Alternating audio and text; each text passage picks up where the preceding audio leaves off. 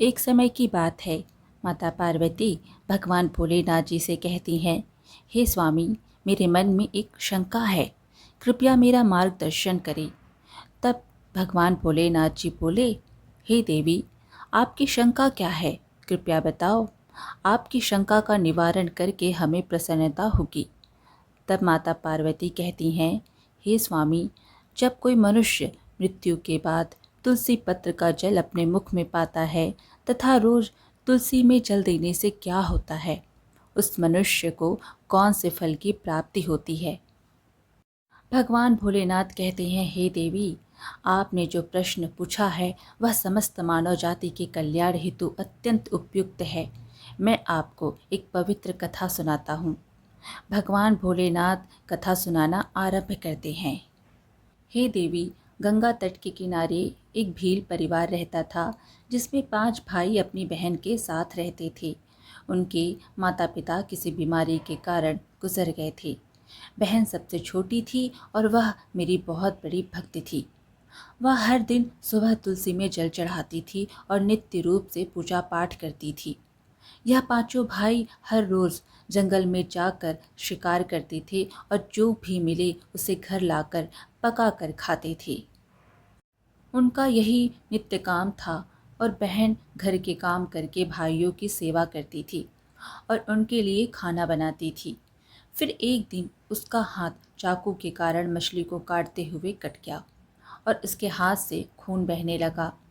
उसने जब उस रक्त को दीवार से पोंछना चाहा तो सोचा कि भाइयों को इस बात का पता लगने पर उन्हें बुरा लगेगा, इसलिए उसने उस रक्त को मछली में डालकर मछली में पका लिया।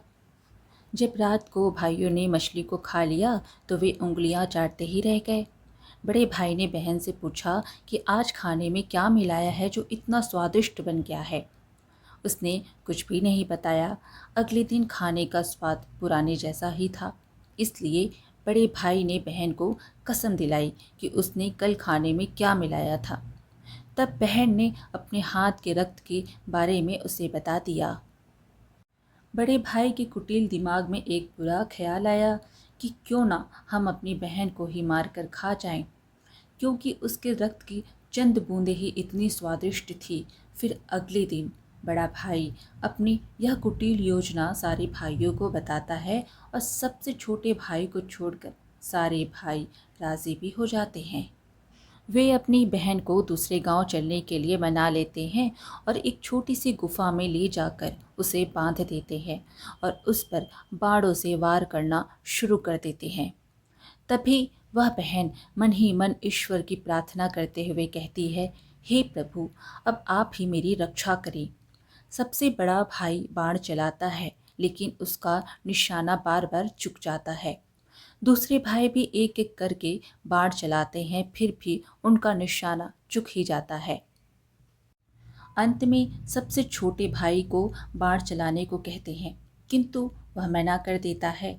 तब सभी भाई उसे जान से मारने की धमकी देते हैं।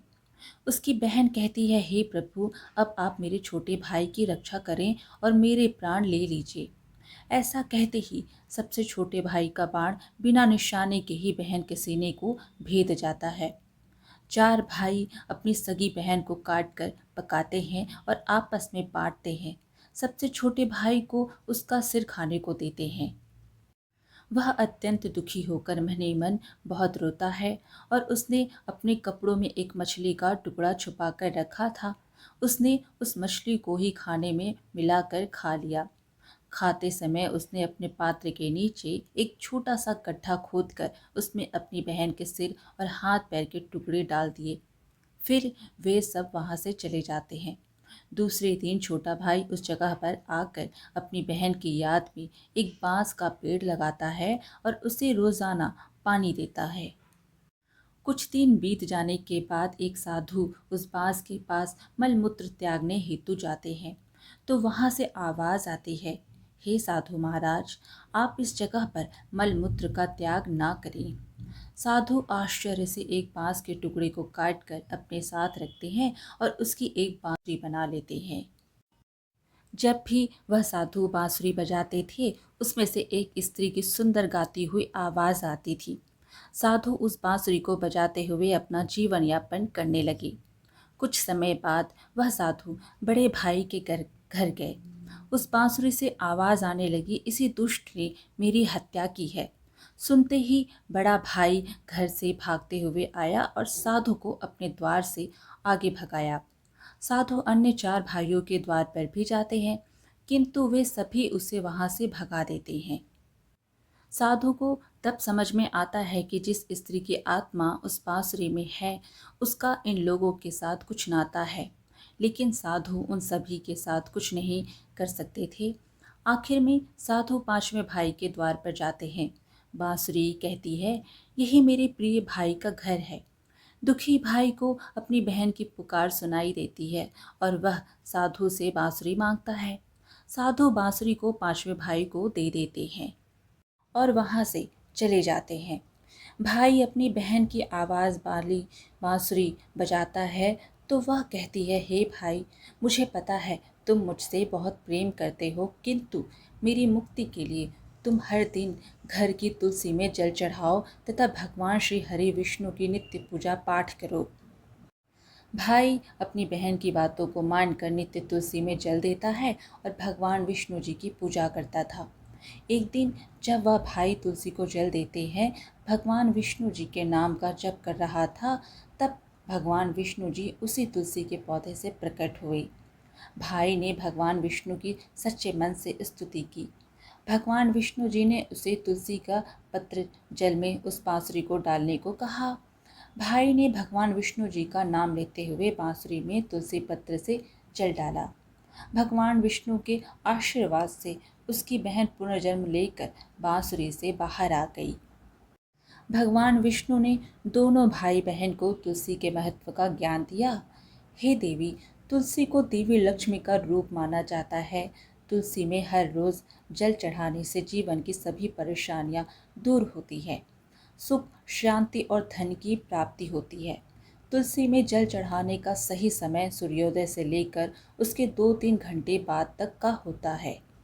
रविवार को तुलसी में जल नहीं चढ़ाना चाहिए। मंगलवार को तुलसी में जल चढ़ाने से भगवान विष्णु और देवी लक्ष्मी दोनों ही प्रसन्न होते हैं।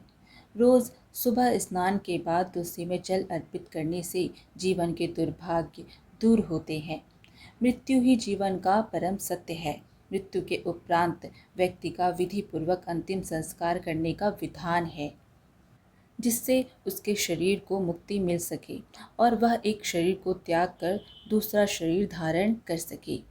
मृत्यु के समय मुंह में गंगा जल डालने का कारण है कि गंगा जल कभी खराब नहीं होता। कुछ बूंदें ही व्यक्ति के लिए मोक्ष का द्वार खोल देती है। मृत्यु के समय गंगा जल डालने से व्यक्ति को कई शारीरिक कष्टों से मुक्ति मिलती है और आसान मृत्यु होती है। यदि मृत्यु के समय व्यक्ति के मुंह में तुलसी की पत्तियां रखी जाती हैं तो उसे भगवान विष्णु जी का आशीष प्राप्त होता है और संसार की मोह माया से मुक्ति मिलती है। शरीर के सारे कष्ट दूर हो जाते हैं और आत्मा सभी बंधनों से मुक्त हो जाती है। तुलसी के नाम से ही यमलोक में कष्ट देने वाले राक्षस शांत हो जाते हैं और मोक्ष का मार्ग सरल हो जाता है। इसलिए मोक्ष के लिए गंगा जल और तुलसी का सेवन मृत्यु के समय किया जाता है। आज की कहानी यहीं समाप्त हुई। वीडियो पसंद आए तो लाइक शेयर ज़रूर कीजिए और ऐसे ही अच्छी अच्छी कहानियाँ सुनने के लिए हमारे चैनल को सब्सक्राइब कर लीजिए। धन्यवाद।